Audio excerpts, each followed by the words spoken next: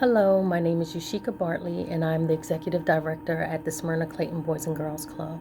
I want to share with you some of my favorite quotes, which happens to be Bible scriptures. And these are some things that my mom would tell me and my siblings. One of the things she would say is Luke 137, nothing is impossible with God. She would also say Psalms 139:14, you're fearfully and wonderfully made. She would tell us Jeremiah 29:11, for I know the plans I have for you, says the Lord, to give you a hope and a future. And then lastly, she would say 2 Corinthians 5, verse 7, we live by faith and not by sight. And the reasons why my mother would consistently tell us this is because at the time we lived in poverty, and we were homeless. We went without food. Sometimes we went without electricity and water. And she would always say, look at where we are. Don't let this circumstance dictate what your future can be. It doesn't look good now, but don't worry about it. God has us, and you can be whatever it is that you want to be. And so she would consistently, tell us and say, people may treat you like you're worthless, but you're worth everything to me. You're worth everything to God. So don't you ever forget that. You continue to fight, persevere. We're going to make it. And then eventually we ended up moving out of the inner city when I went to high school. And so, being there in a different environment, feeling like you're out of place and being treated like you don't belong or you shouldn't be there. I remember me and my sister, we tried out for the track team our freshman year in high school.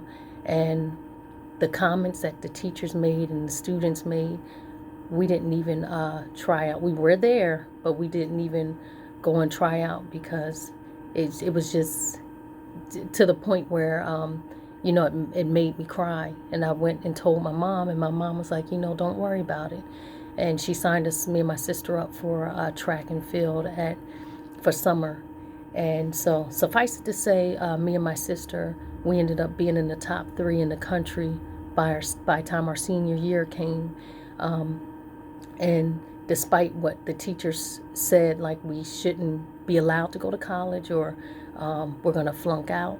And even to the point where not wanting us to be in a class like college prep classes in order to go. But however, didn't matter what they said, didn't matter what they did or tried to do, we were still able to go to the college of our choice. And if you're an athlete, your goal is to get to a D1 school and preferably the SEC. And so me and my sister, we ended up going to Auburn University, which is in the SEC and D1. And during our high school year, we were being flown all over the place to compete. And so despite what anyone said, it didn't matter.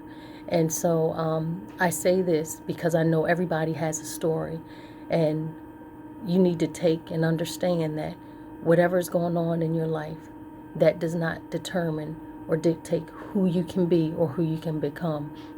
And so because it's Black History Month, it's so great to read about our history and see some of the great things that they've done, despite the harshness that the world they were living in at the time. And so for them to be inventors, scientists, teachers, lawyers, doctors, is just so awesome. And it helps me to see, hey, if they can do it, so can I. And then so can you. So I had picked out 3 people. We have Marie Brown. She's the one, she came up with a security system. She had peepholes and had a camera and everything. So she created the home security system. Then we have Garrett Morgan. He's most known for, he made the smoke hood, also the 3-signal traffic light, and then he actually came up with some hair goods for African American people. So I might mess his name up, just forgive me. I've been in school for a while. This is Jan Ziegler. I was trying to practice his name, so I was like, I'm going to screw this up. But anyway, he actually was a shoemaker, and so he invented a machine that when it took one person 10 hours to make 50 shoes, he invented a machine that was able to make shoes, 150 shoes to 700 shoes at a time, which changed the game for the shoe industry. But it doesn't matter what your disability, your race, your sexual preference. None of that matters. What matters is that you becoming the best you can be, believing in yourself, and still pursuing your dream.